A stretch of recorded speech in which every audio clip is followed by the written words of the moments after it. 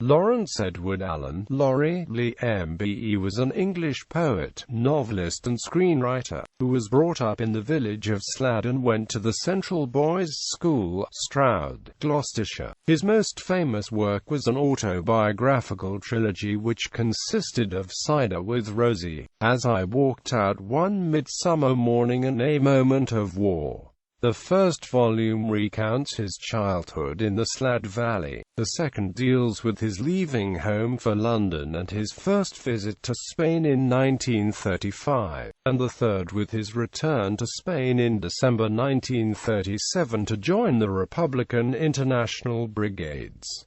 Early life and works. Having been born in Stroud on 26 June 1914, Laurence Edward Alan Lee moved with his family to the village of Slad in 1917, the move with which Cider with Rosie opens. After fighting in the First World War with the Royal West Kent Regiment, Lee's father, Reginald Joseph Lee, did not return to the family. Lee and his brothers grew up loving the mother's family, the Lights, and intensely disliking the Lee side. His sister, Frances Namaria Joan Lee, died in September 1915 aged 3 when Laurence Lee was a toddler. He had older siblings from his father's first marriage, including Dorothy, Phyllis and Marjorie. His brother Jack Lee was to become a film director. At 12, Lee went to the Central Boys' School in Stroud. In his notebook for 1928, when he was 14, he listed concert and dance appointments, for at this time he was in demand to play his violin at dances. He left the Central School at 15 to become an errand boy at a chartered accountant's in Stroud. In 1931 he first found the Whiteway Colony, 2 miles from Slad, a colony founded by Tolstoyan anarchists. It gave him his first smattering of politicization and was where he met the composer Benjamin Frankel and the Cleo, who appears in As I Walked Out One Midsummer Morning. In 1933 he met Sophia Rogers, an exotically pretty girl with dark curly hair, who had moved to Slad from Buenos Aires. An influence on Lee, who said later in life that he only went to Spain because a girl in Slad from Buenos Aires taught me a few words of Spanish. At 20 he worked as an office clerk and a builder's labourer, and lived in London for a year before leaving for Vigo in northwest Spain. In the summer of 1935,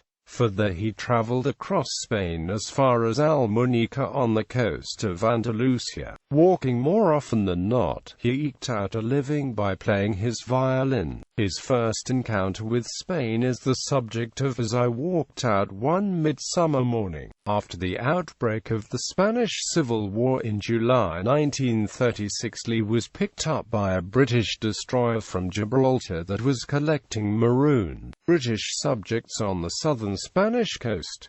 During this period, he met a woman who supported him financially. He started to study for an art degree but returned to Spain in 1937 as an International Brigade volunteer. His service in the brigade was cut short by his epilepsy. These experiences were recounted in A Moment of War, an austere memoir of his time as a volunteer in the Spanish Civil War. According to many biographical sources, Lee fought in the Republican Army against Franco's nationalists. After his death, there were claims that Lee's involvement in the war was a fantasy. The claims were dismissed as ludicrous by his widow. Before 1951, Lee worked primarily as a journalist and as a scriptwriter. During World War II, he made documentary films for the GPO Film Unit and the Crown Film Unit. From 1944 to 1946, he worked as the publications editor for the Ministry of Information. In 1950, Lee married Catherine Francesca Polgar, whose father was Provençal and whose mother was one of the Garman sisters. They had one daughter, Jessie. From 1950 1950 to 1951 he was caption writer-in-chief for the Festival of Britain, for which service he was made a member of the Order of the British Empire in 1952. The success of the autobiographical novel Cider with Rosie in 1959 allowed Lee to become a full-time independent writer. It continues to be one of the UK's most popular books, and is often used as a set English literature text for school children. The work depicts the hardships, pleasures and simplicity of rural life in the time of Lee's youth. Readers continue to find the author's portrayal of his early life vivid and evocative. Lee said that creation of the book took him 2 years, and that it was written 3 times. With the proceeds, Lee was able to buy a cottage in Slad, the village of his childhood. Poetry. Lee's first love was always poetry, though he was only moderately successful as a poet. Lee's first poem appeared in the Sunday Referee in 1934.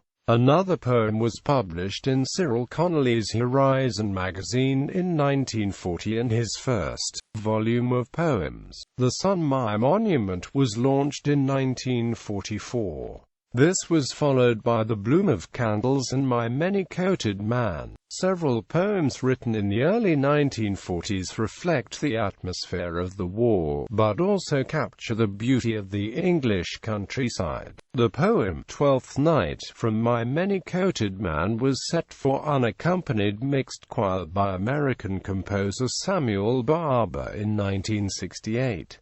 Other works include A Rose for Winter, about a trip he made to Andalusia 15 years after the Civil War, Two Women, a story of Lee's courtship and marriage with Kathy, daughter of Helen Garman, the firstborn, about the birth and childhood of their daughter Jessie, and I Can't Stay Long, a collection of occasional writing. Lee also wrote travel books, essays, a radio play and short stories.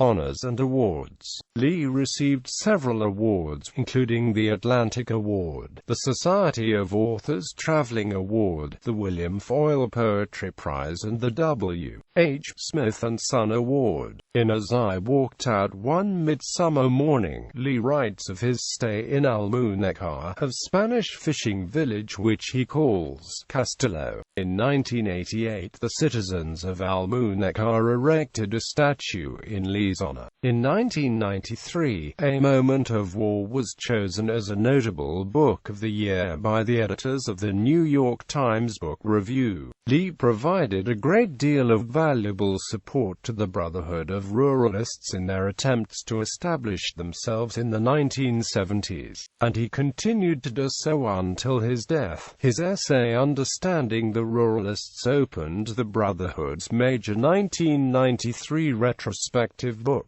Indeed, it was Lee who was said to have given them the name Ruralists. In 2003, the British Library acquired Lee's original manuscripts, letters and diaries. The collection includes 2 unknown plays and drafts of Cider with Rosie, which reveal that early titles for the book were Cider with Poppy, Cider with Daisy and The Abandoned Shade. Final years. In the 1960s, Laurie Lee and his wife returned to Slad to live near his childhood home, where they remained for the rest of his life. Lee revealed on the BBC One Wogan show in 1985 that he was frequently asked by children visiting Slad as part of their O-level study of Cider with Rosie, where Laurie Lee was buried, assuming that the author was dead. Lee narrated the 1998 television adaptation of Cider with Rosie by Carlton Television, which was first broadcast after his death. Laurie Lee died in Slad on the 13th of May 1997, at the age of 82. He is buried in the local churchyard. Works: Books, Land at War, An Obstinate Exile, A Rose for Winter, Travels in Andalusia, Man Must Move, The Story of Transport, published in the U.S. as The Wonderful World of Transportation for Children, The Firstborn, I Can't Stay Long, Innocence in the Mirror, Two Women, autobiographical trilogy Cider with Rosie, published in the U.S. as The Edge of Day, As I Walked Out One Midsummer Morning, A Moment of War. Poetry. The Sun, My Monument. The Bloom of Candles. Verse from a Poet's Year. My Many-Coated Man. Poems. Selected Poems. Recordings. Laurie Lee reading Cider with Rosie, complete and unabridged. ISIS Audiobooks 1988. 7 discs set 7h 55 minutes. Laurie Lee reading his own poems. Decca Music. Cider with Rosie. Format equals requires URL equals 1977. Plays The Voyage of Magellan for radio. Peasant's Priest. Screenplays. Cyprus is an Island. A Tale in a Teacup. Radio play The Voyage of Magellan. Bibliography. Grove, Valerie, Laurie Lee, The Well-Loved Stranger, New York, Viking.